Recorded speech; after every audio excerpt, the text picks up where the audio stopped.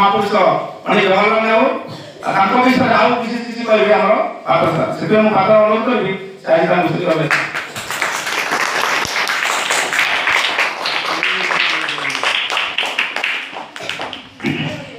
आज पवित्र दिवस मंच पर उपस्थित सम्माननीय प्रधान शिक्षक सर एवं मोर सहकर्मी अनु दीदी सीता दीदी तृप्ति दीदी एवं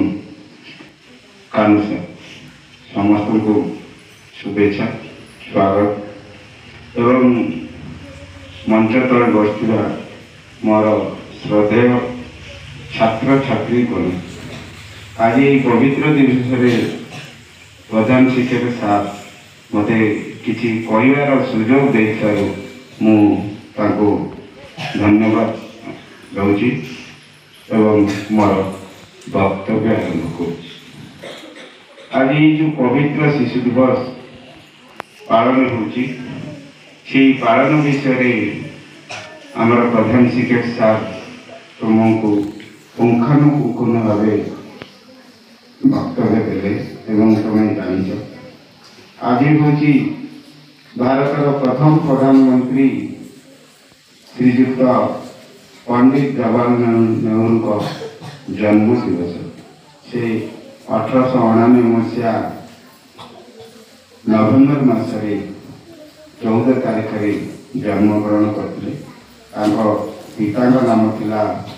मोतीलाल एवं माँ का नाम था स्वरूपरानी से जाई बिलाट रे पाठ पढ़ते खार खार विद्यालय एवं कैम्ब्रिज विश्वविद्यालय त्रिनाथ कॉलेज रे पाठ पढ़ते एवं भारत को प्रत्यावर्तन करी अलाहाबाद हाईकोर्ट रे से आईनजीवी भाव वृत्ति ग्रहण करते से समय आम देश को इंग्रेज माने शासन करते से इंग्रेज मान को आम देश को विताड़ित करने गांधी जो प्रयास थिला गांधीजी दक्षिण अफ्रीका फेरी भारत में जो आंदोलन करते से आंदोलन में आमर नेहरू जी जोग देते एवं गांधीजी से 20 वर्ष सान थे पंडित जवाहरलाल नेहरू गांधी 20 वर्ष सान थे तत्पर से जो सत्य धर्म अहिंसा समानुवर्तिता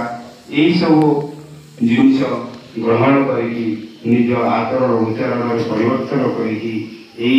देश प्रति यही समाज प्रति जो तांकर अवदान अतुलनीय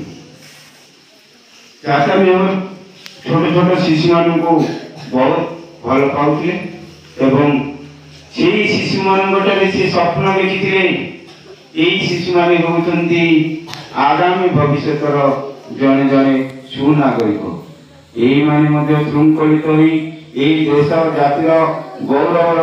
टेक रखिए एवं यही देश को आगक ने आमर भारत मध्य गोटे विकसित राष्ट्र ही विकासशील राज्य राष्ट्र में परिणत हो विश्व प्रथम स्थान अधिकार कर निश्चित भाव यही स्वप्न साकार होगा साकार पंडित जवाहरलाल नेहरू को जो शिशु मान को जो अत्यंत भोगाते तेणुक से जन कवि लिखिले शिशु हसिले देश हसिब यही माने से सरल फूल करोना करोना ताको जमा अनदार लुहरे बतुरे माटी कांदिले कंचरी धरा चुना चुना फूल हसिले हरसे पुलके मणिमंडल करोना करोना ताके तमे जमा अनादर से पंडित जवाहरलाल नेहरू यही शिशु मान जो स्वप्न देखी সেই স্বপ্নକୁ ଆମେ ଯଦି ସାକାର କରିବା ହେବାକୁ ହେବ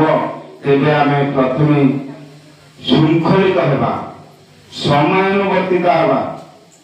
ଶୃଙ୍ଖଳିତ ସମୟାନୁବର୍ତ୍ତିତା ଏବଂ ସାର୍ କହିଗଲେ ହାର୍ଡ ୱାର୍କର, ପରିଶ୍ରମୀ। ଆରେ କାଲି କରିବି ନାହିଁ, ବର୍ତ୍ତମାନ ଠାରୁ ଆରମ୍ଭ କରି ଏଇ ମୁହୂର୍ତ୍ତରେ ହିଁ କରିବି। ସାର୍ ଟାସ୍କ ଦେଇଛନ୍ତି, କାଲି କରିବିନି କି ଛୁଟି